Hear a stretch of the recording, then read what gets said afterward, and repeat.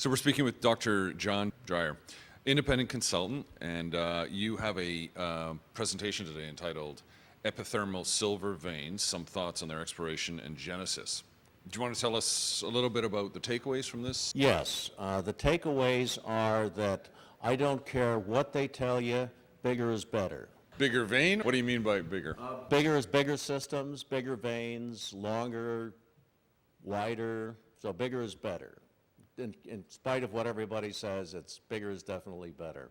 Okay, to clarify that though, you mean as opposed to Big systems. Big systems are better than little systems because it turns out that big systems, there's a tonnage grade curve in all mineral deposits. In all mineral systems, there's a tonnage grade curve.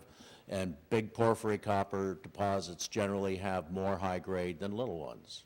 Just the fact of life because of the tonnage grade curve. So big systems, Guanajuato, Pachuca up until about 1900, the average head grade was about 1.5 kilos. And so, there was a lot of that stuff. And some of these veins, like the Purísima vein, had a zone that was about a kilometer long, 250 meters high, averaged about 3 meters wide, where everything in it, all the assays were above 1.5 kilos. Bigger is better. So in that respect, you want wider veins. We like to mine wider veins because the mining costs, unit costs are cheaper. You can develop more ounces per foot of development, more per foot of drilling, or I should say meters since we're in Mexico.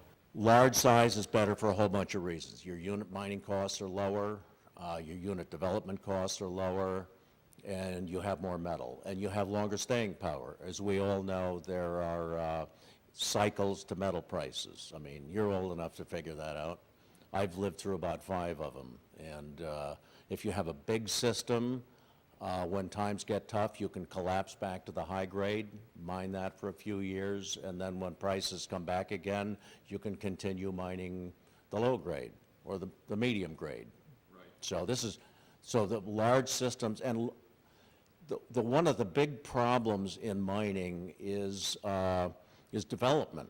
How do you find one of these things, the incredible time period to permit something, go through the permitting process wherever you are.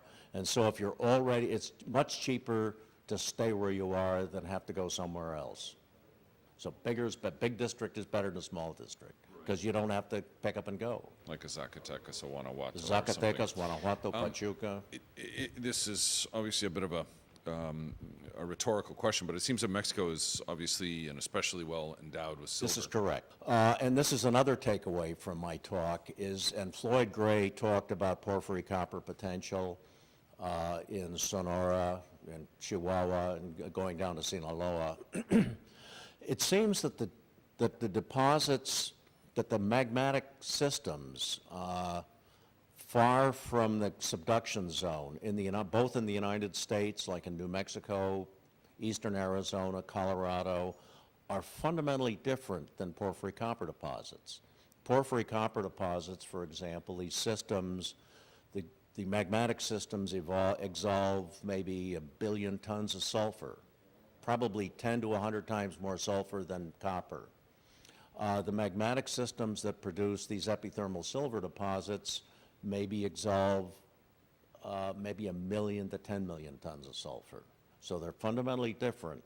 They're reduced systems, so you find pyrrhotite, arsenopyrite, and the metallogeny is different. These systems are rich in, and when you get way down to the intrusive systems, they're molybdenum, tungsten, tin, bismuth.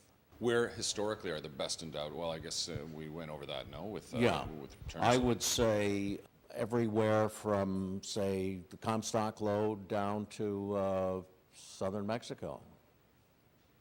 The Comstock lode was an incredible deposit. I mean, it was roughly 200 million ounces silver, several million ounces of gold. It was a huge deposit. I think maybe 4 or 5 million ounces of gold. It was a huge deposit. Western San Juan's a Silverton district, roughly 200 million ounces of silver plus 8 million ounces of gold, and it was deeply eroded, so most of the goodies were gone. So these were, it's goes across the region, it goes across borders. I have here, your work on Pachuca involved this newly arrived technique of using fluid inclusions to ascertain or fluid chemistry and conditions of formation. What's your understanding of this technique today and its application?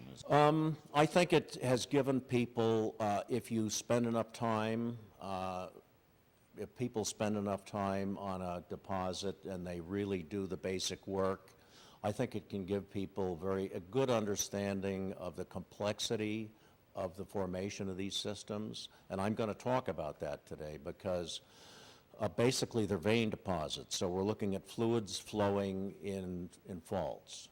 And faults, if you talk to hydrologists, faults in respect of hydrology are transient and inhomogeneous. So the fluids, now they're flowing up, now a year later they're flowing sideways, and then they're flowing sideways the other way. And so they're very complicated, and it's the evolving hydrogeology of these fault systems that gives rise to many of the peculiarities that we see in vein systems, the incredible variety of fluid inclusion temperatures and salinities and compositions, and a lot of the mineral banding that we see. And that's a result of also the mixing of fluids, magmatic fluids mixing with deeply circulated meteoric fluids, mixing with shallow meteoric fluids. So it's this incredible interplay, very dynamic system. I would say the only place that has been really studied in any kind of detail where we can really say something positive is Creede, Colorado, because the USGS went there in the early 60s, and because two of the guys that were the principal investigators lived in Reston, Virginia, in Washington, D.C. area. It's hateful in the summer, so they got summer homes up in Creede, Colorado, 8,000 feet, cool, beautiful, and they studied Creede with a team of people, Ed Roeder, and a very large team of people with all kinds of laboratory resources for probably 40 years. And as a result of that work, that's the one system I know of that they really kind of understand. Yeah. But most of the other ones, you're like me, you're a grad student, you get stuck someplace for a few months or a year or so, and then you're gone.